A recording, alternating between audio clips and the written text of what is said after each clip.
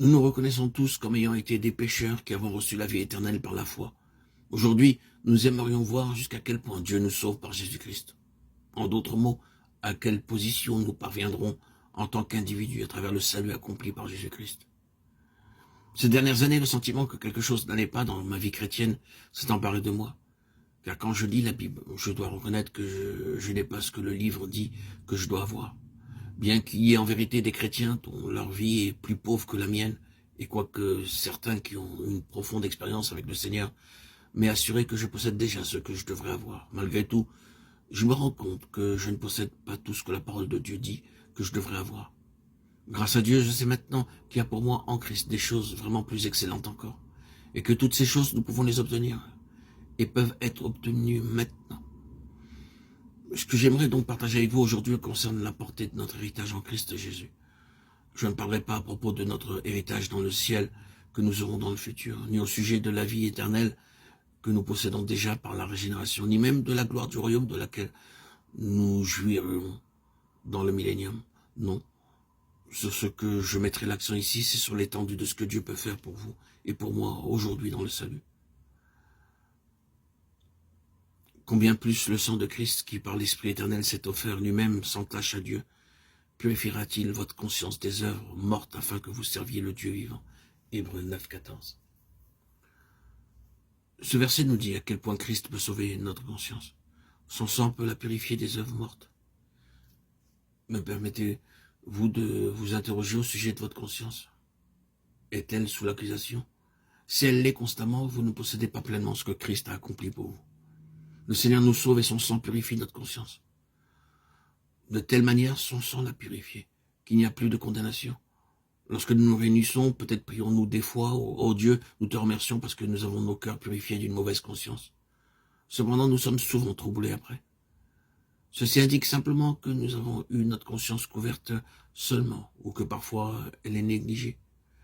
Mais le sang du Fils de Dieu peut nous purifier.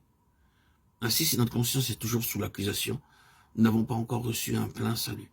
Ceci n'est pas dû à quelque incapacité du salut de Dieu, pas du tout, au contraire. Louons-le et remercions-le de ce qu'il peut nous sauver au point d'avoir notre conscience totalement purifiée. Avoir notre conscience complètement purifiée est possible. Car c'est du dedans, c'est du cœur des hommes que sortent les mauvaises pensées, les adultères, les débauches, les meurtres, les vols, les cupidités, les méchancetés, la fraude, le dérèglement, le regard envieux, la calomnie, l'orgueil, la folie. Toutes ces choses mauvaises sortent du dedans et souillent l'homme. Marc 7, 21, 23. Heureux ceux qui ont le cœur pur, car ils verront Dieu. Matthieu 5, 8. Ces deux passages des Écritures nous montrent la condition première, souillée de notre cœur, de même que la pureté de cœur que l'on peut obtenir à travers le salut de Christ. Le cœur dont parle Marc est notre cœur naturel. Quelle est la condition de ce cœur? Toutes ces choses mauvaises sortent du dedans, dit le Seigneur. Oh, combien de méchanceté sortent du cœur. Mais dans l'évangile de Matthieu, nous trouvons le Seigneur déclarant heureux ceux qui ont le cœur pur. Il peut sauver le cœur et le changer de la méchanceté à la pureté. La manière d'avoir notre cœur sauvé, ce n'est pas en réprimant du dedans les méchancetés de sorte qu'elles ne sortent pas, mais par une purification à fond.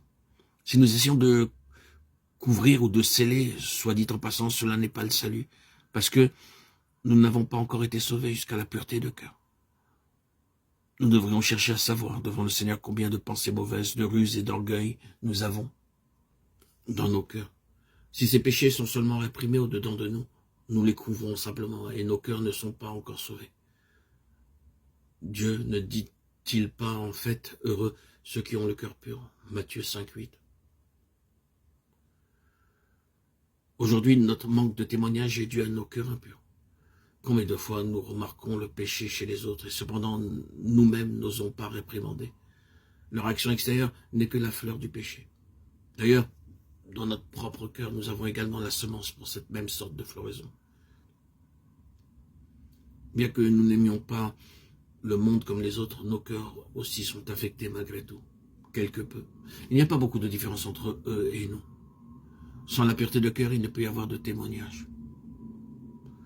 Dieu ne veut laisser aucune impureté dans notre cœur. Un cœur aussi méchant, comme il est écrit dans l'évangile de Marc, peut être délivré et rendu pur. Dieu peut nous sauver et nous donner un cœur pur. Remercions Et louons donc le Seigneur parce qu'il peut nous sauver à ce point. Il peut transformer un cœur mauvais en un cœur pur et bon.